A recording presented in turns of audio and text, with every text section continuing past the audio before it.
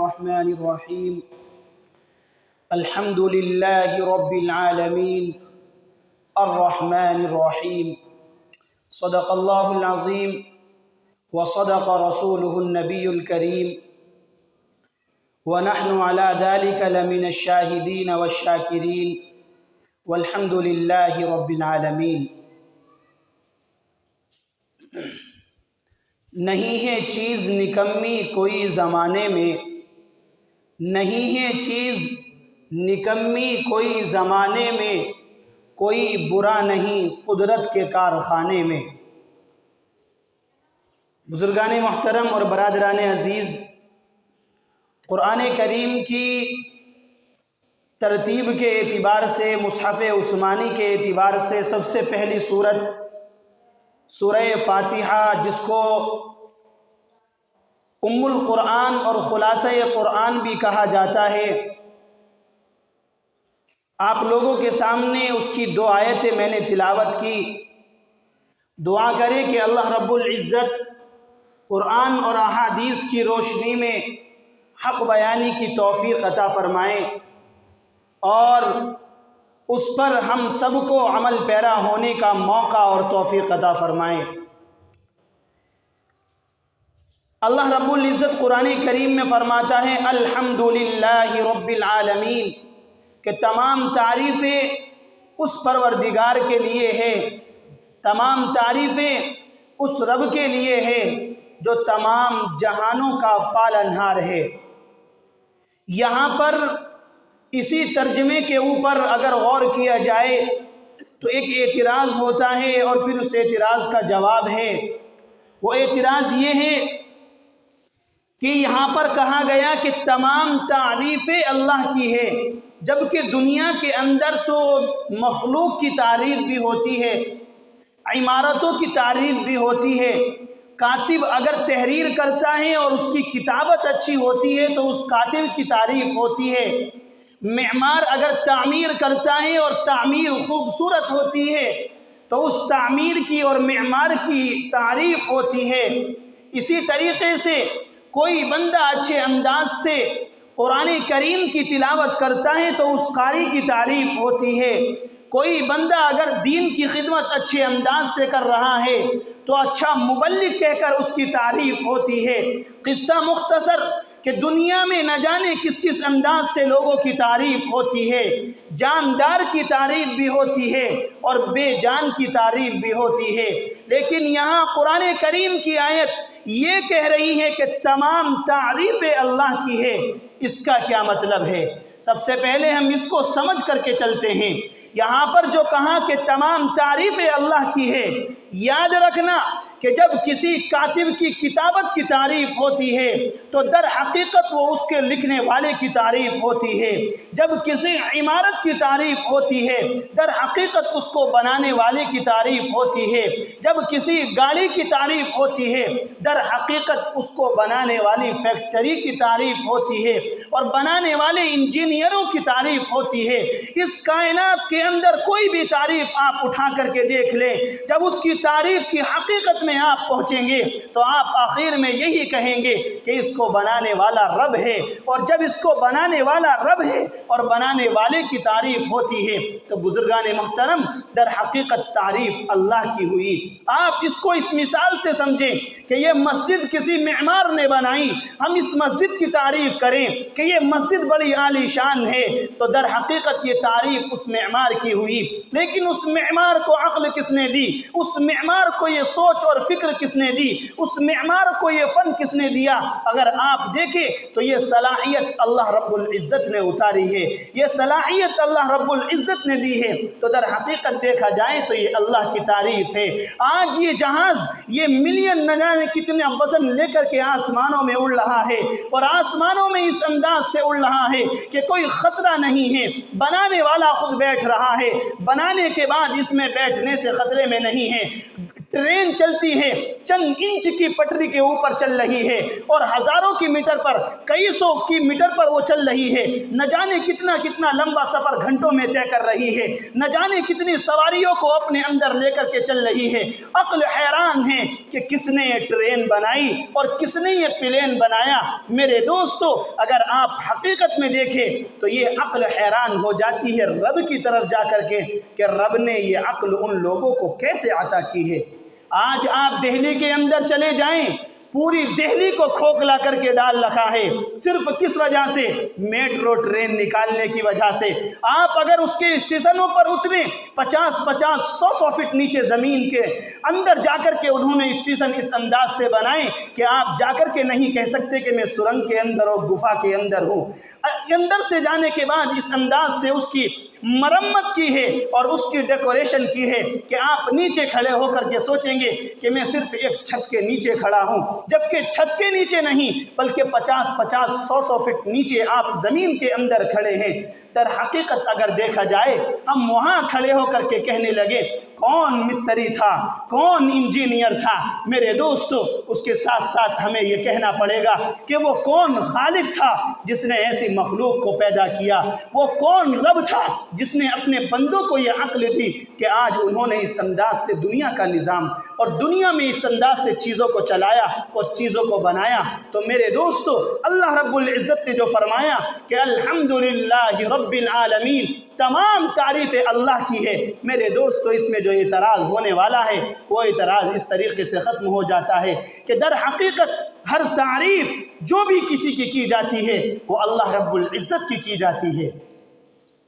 इसके साथ साथ ये बताता चलूं कि दुनिया का जो निज़ाम चल रहा है ये चलाने वाला रब है और हर निज़ाम चलने पर अल्लाह की तारीफ़ की जाती है। इसके ऊपर एक एतराज़ होता है, वो एतराज़ ये है कि दुनिया के अंदर अगर औलाद पैदा हो रही है, किसी को नेमत मिल रही है, किसी का मकान बन रहा है, कोई गाड़ी निकाल करके ला रहा है, इस तरीके से कार और बहारों में जी रहा है, इसके साथ अगर रब की तारीफ़ की जाए तो बड़ी अच्छी चीज़ है। लेकिन इसके साथ साथ दूसरा पहलू देखे कि रब कितनी मर्तबा नेमतों को ले लेता है, रब कितनी मर्तबा दी हुई औलाद को गोद से उठा लेता है, रब कितनी मर्तबा चलते हुए अच्छे खासे बंदे को अपने पास बुला लेता है। कितनी मर्तबा आपने देखा होगा कि इंसान सही सालिम घर से निकलता है, रोड पर जाने के बाद एक्सीडेंट हो जाता है। रब सही सालिम बंदा सही सालिम सुबह को उठता है और खैरियत के साथ शाम नहीं करता है। इतना देखा जाता है कि दिन दिहाड़े चोरी हो जाती है, डाका पड़ जाता है, किसी की गर्दन को काट दिया जाता है, न जाने सुबह से शाम तक कितनों के नफ्स को कुचला जाता है, कितनों के दिल आज़ादी की जाती है। इन तमाम तर चीज़ों को रख कर के देखा जाए और उधर आयत का तर्जमा देखा जाए कि तमाम तारीफ़ें अल्लाह की है, तो यहाँ ये एतराज़ होता है कि हम ये मालूम करना चाहते हैं कि जब अल्लाह की तमाम तारीफ़ें हैं तो ये दुनिया के अंदर ये तमाम तर ये ऊंच नीच जो आ रही है, इसमें तो कोई तारीफ़ का पहलू नहीं है, इसमें कोई तारीफ़ का पहलू नहीं है। अगर एक्सीडेंट हो रहा है हमारे दिल में मलाल है, किसी का दिल टूट रहा है हमारे दिल में मलाल है, किसी को किसी की तरफ से तकलीफ हो रही है दिल में मलाल है, किसी के घर डाका डल रहा है दिल में मलाल है, किसी की औलाद को रब उठा रहा है दिल में मलाल है। लेकिन मेरे दोस्तों, ये मलाल जो हमें हो रहा है दर हकीकत हमारी कम फहमी और कम अक्ली की वजह से है। क्यों? आओ मैं इसको तुम्हें समझाता चलूं।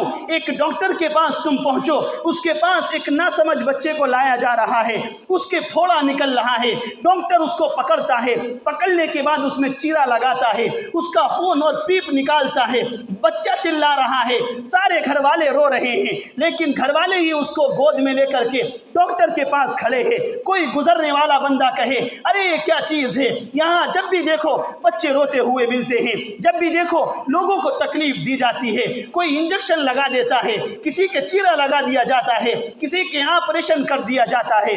मेरे दोस्तों, जहां ये बात समझ में आ रही है, दूसरी तरफ अगर आप अक्ल को गौर दें, अक्ल से सोचें तो पता चल रहा है कि इस वक्त अगर ये बच्चा रो रहा है, इस वक्त अगर ये डॉक्टर इसको तकलीफ दे रहा है, तो दर हकीकत आगे चलकर इसके लिए आसानी है, आगे चलकर इसके लिए परेशानी खत्म हो रही है। मेरे दोस्तों, यही निज़ाम میرے اور آپ کے رب کا ہے کہ جو تکلیفیں آتی ہے، جو مصیبت آتی ہے، ہمیں بظاہر معلوم ہوتا ہے کہ یہ اللہ نے صحیح نہیں کیا، لیکن اگر ہم باریکی سے دیکھیں تو میرے دوستو ہر ایک چیز میں رب کی مصلحت ہے، ہر ایک چیز میں رب کی مصلحت ہے۔ ہر کام اس دنیا کے لیے، اس دنیا کے حساب سے ہو رہا ہے، اس دنیا کے خلاف نہیں ہو رہا ہے، دنیا کا نظام چلانے کے لیے ہو رہا ہے۔ کسی کو نعمت دی جا رہی ہے، وہ بھی دنیا کا نظام چلانے کے لیے، کسی سے نعمت لی جا رہی ہے میرے دوستو، اس کے پیچھے بھی نہ جانے کتنے مصلحت ہے۔ آؤ میں اس بات کو تھوڑا اور طویل کرتا ہوں اور آپ کو سمجھ میں آتی ہے۔ دنیا کے اندر اللہ رب العزت نے جہاں انسانوں کو پیدا کیا تو کچھ موذی جانوروں کو پیدا کیا، کچھ درندوں کو پیدا کیا۔ اگر ہم دماغ سے سوچیں تو ہمیں لگتا ہے کہ اس سانپ کو رب نے کیوں بنایا ہے، اس بچھو کو کیوں بنایا ہے، اس شیر کو کیوں بنایا ہے، اس چیتے کو کیوں بنایا ہے۔ لیکن میرے دوستو، رب کے کارخانے میں کوئی چیز فضول نہیں ہے، رب نے ہر ایک چیز مصلحت کے مطابق اتاری ہے۔ جو قرآن کریم نے کہا تمام تعریفیں اللہ رب العزت کی ہے، وہ بالکل برحق ہے، بالکل سچ ہے۔ آؤ میں تمہیں اس کے بارے میں بتاتا چلوں۔ امام راضی اپنی کتاب میں اس آیت کی تفسیر کے تحت لکھتے ہیں، وہ کہتے ہیں کہ ایک بزرگ کہیں پر جا رہے تھے اور وہ جنگل کے راستے جا رہے تھے، انہوں نے دیکھا کہ ایک بچھو جا رہا ہے، بہت خطرناک بچھو ہے۔ یہ بزرگ اس کے پیچھے پیچھے چل دیتے ہیں اور یہ سوچتے ہیں کہ اس کائنات میں جو بھی کام ہوتا ہے رب کی مرضی کے مطابق ہوتا ہے۔ آج یہ بچھو اگر چل رہا ہے تو رب کی مرضی سے چل رہا ہے، میں اس کے پیچھے چلتا ہوں اور دیکھتا ہوں کہ یہ کہاں جا رہا ہے اور اس کا کیا کام ہے۔ وہ بزرگ کہتے ہیں میں چلتا رہا، راستے میں دریائے دجلہ آتی ہے، دریائے دجلہ کے کنارے بچھو پہنچتا ہے۔ یہ بات آپ کو یاد رکھنی چاہیے کہ بچھو سے پانی پار کرنا نہیں آتا، بچھو سے تیرنا نہیں آتا ہے۔ یہ بچھو دریا کے کنارے رک جاتا ہے، جب دریا کے کنارے رکتا ہے تو وہیں پر حضرت والا کھڑے ہو جاتے ہیں، وہ اللہ کا بندہ کھڑا ہو جاتا ہے یہ دیکھنے کے لیے کہ یہ آج کیوں نکلا ہے۔ وہ کچھ دیر میں دیکھتے ہیں کہ ایک کچھوا آتا ہے اور دریا کے کنارے پر کھڑا ہو جاتا ہے۔ یہ بچھو کیا کرتا ہے، یہ چھلانگ لگا کر کچھوے کی پیٹھ پر آ جاتا ہے اور کچھوا اس کو پانی میں تیرا کر اس کنارے سے اس کنارے تک پہنچا دیتا ہے۔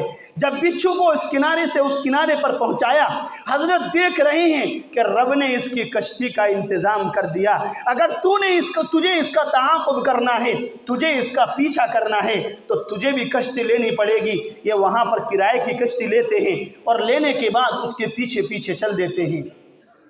وہ کچھوا اس کنارے پر پہنچتا ہے اور پہنچنے کے بعد رک جاتا ہے، بچھو اس کی پیٹھ سے اتر کر کے فوراً خشکی میں چلا جاتا ہے اور پھر چلنے لگتا ہے۔ یہ بزرگ اپنی کشتی کو روکتے ہیں اور یہ بھی دریا سے باہر نکل جاتے ہیں۔ دیکھتے ہیں کہ ایک درخت ہے، بہت بڑا درخت ہے، اس درخت کے نیچے ایک بندہ سو رہا ہے۔ یہ بچھو اس بندے کی طرف جا رہا ہے۔ ان کے ذہن میں یہ خیال آتا ہے کہ میں اس بچھو کو مار دوں، ہو سکتا ہے کہ یہ اس بندے کو ڈسنے کے لیے اتنا لمبا سفر کر رہا ہے، لیکن سوچنے لگے کہ کرنا کچھ نہیں، آج یہ دیکھنا ہے کہ رب نے اس بچھو کو چلایا تو چلایا کیوں، کیا مصلحت ہے، کیا وجہ ہے۔ میرے دوستو، یہ جب بچھو اس بندے کے قریب پہنچتا ہے تو یہ بزرگ اپنی آنکھوں سے یہ مشاہدہ کر رہے ہیں کہ وہاں پر ایک سانپ پھنا اٹھائے کھڑا ہے اور اس بندے کو ڈسنے کے لیے تیار ہے۔ جیسے ہی وہ اپنا پھنا اس کے مارنے کو تیار تھا، بچھو نے چھلانگ ماری اور سانپ کی پیٹھ پر، اور سانپ کو اس انداز سے ڈسا، سانپ کو اس انداز سے اس نے اپنا ڈگ چبھایا کہ سانپ فوراً پلٹی مار دیتا ہے اور پیچھے کو گر جاتا ہے اور وہیں پر مر جاتا ہے۔ یہ دیکھنے لگے کہ اے میرے رب، تو نظام کیسے چلا رہا ہے۔ اتنا کام کرنے کے بعد بچھو وہاں سے روانہ ہوتا ہے، اس بندے کی آنکھ کھلتی ہے۔ آنکھ کھلنے کے بعد یہ بندہ فوراً ڈھیلا اٹھاتا ہے اور اس بچھو کو مارنے کے لیے جب بڑھتا ہے تو یہ بزرگ اس کا ہاتھ روک لیتے ہیں اور ہاتھ روک کر کے کہتے ہیں، او اللہ کے بندے، تو سو رہا تھا، تیری آنکھیں بند تھی، کان بھی کھلا ہوا تھا، ناک بھی کھلی ہوئی تھی، رب تیری حفاظت اس انداز سے کر رہا تھا کہ کوئی کیڑا اور مکوڑا تیرے کھلے ہوئے کان میں نہیں جا رہا تھا، تیری ناک میں نہیں جا رہا تھا۔ یہ جو بچھو جس کو تو مارنے کے لیے بڑھ رہا ہے، در حقیقت یہ تیرا خیر خواہ ہے، وہ کہنے لگا کہ یہ بچھو میرا خیر خواہ؟ کہا کہ ہاں۔ کہا کہ یہ برابر میں دیکھ سانپ پڑا ہوا ہے، یہ سانپ تجھے ڈسنے والا تھا اور میں اس بچھو کا پیچھا کر رہا ہوں، یہ دریائے دجلہ کے دوسرے کنارے سے تیری حفاظت کے لیے آ رہا تھا، یہ سانپ تجھے ڈسنے والا تھا۔ رب نے وہاں سے بچھو کو حکم دیا کہ میرا فلاں بندہ فلاں جگہ پر سو رہا ہے۔ میرے دوستو، عبادت نہیں کر رہا تھا، صرف سو رہا تھا۔ میرے اور تمہارے رب نے اس بندے کی حفاظت کے لیے بچھو کو بھیجا۔ یہ بندہ اٹھتا ہے اور اٹھنے کے بعد رب کا شکر ادا کرتا ہے۔ میں کہہ ہی رہا تھا کہ اس دنیا کا جو نظام چل رہا ہے، در حقیقت ہر ایک کام میں مصلحت ہے۔ اگر کسی بندے کو کبھی تکلیف پہنچتی ہے، اس میں بھی مصلحت ہے۔ کسی بندے کو کوئی دکھ پہنچتا ہے، اس میں بھی مصلحت ہے۔ یہ رب جانتا ہے کہ کیا مصلحت ہے کیا نہیں۔ میرے دوستو، واقعہ ایک اور بیان کرنا تھا، کم از کم اس پر اشارہ دے دیتا ہوں۔ حضرت موسیٰ علیہ السلام حضرت خضر ایک جگہ جاتے ہیں، اور جانے کے بعد میں حضرت موسیٰ کی عقل کے خلاف بات ہوتی ہے، حضرت موسیٰ کو تکلیف پہنچتی ہے۔ حضرت خضر اس کو برداشت کرتے رہتے ہیں اور کہتے ہیں کہ تم مصلحت کو نہیں سمجھتے، مصلحت کو نہیں سمجھتے، وقت کا نبی مصلحت کو نہیں سمجھ رہا۔ اگر میں اور آپ اپنی عقل کو دوڑائیں کہ مجھے یہ تکلیف کیوں پہنچی ہے، آپ کو یہ تکلیف کیوں پہنچی ہے، تو میرے دوستو ہماری عقل حیران ہو سکتی ہے۔ لیکن رب نے قرآن کریم میں فرمایا قرآن کریم میں کہ وَلَنَبْلُوَنَّكُمْ بِشَيْءٍ مِّنَ الْخَوْفِ وَالْجُوعِ وَنَقْصٍ مِّنَ الْأَمْوَالِ وَالْأَنفُسِ وَالثَّمَرَاتِ وَبَشِّرِ الصَّابِرِينَ۔ اس آیت کے اندر یہی بیان کیا گیا کہ بندے کو جب تکلیف ہوتی ہے، وہ صبر کرتا ہے، تو صبر کرنے پر اللہ رب العزت اس کو اجر دیتا ہے۔ وَبَشِّرِ الصَّابِرِينَ الَّذِينَ إِذَا أَصَابَتْهُمْ مُصِیبَةٌ، جب انسان کو کوئی مصیبت پہنچتی ہے، مومن بندے کی یہ پہچان ہے کہ وہ کہتا ہے اِنَّا لِلَّهِ وَإِنَّا إِلَيْهِ رَاجِعُونَ۔ اب اس دنیا سے کسی کا گولو چلا جائے، یا کسی کا مونو چلا جائے، یا کسی کا سونو چلا جائے، اگر وہ بندہ انا للہ و انا الیہ راجعون اپنی اس تکلیف پر پڑھتا ہے، تو میرے دوستو قرآن کریم کے مطابق اس کو اجر ملتا ہے۔ اللہ رب العزت نے جو قرآن کریم میں فرمایا الحمدللہ رب العالمین،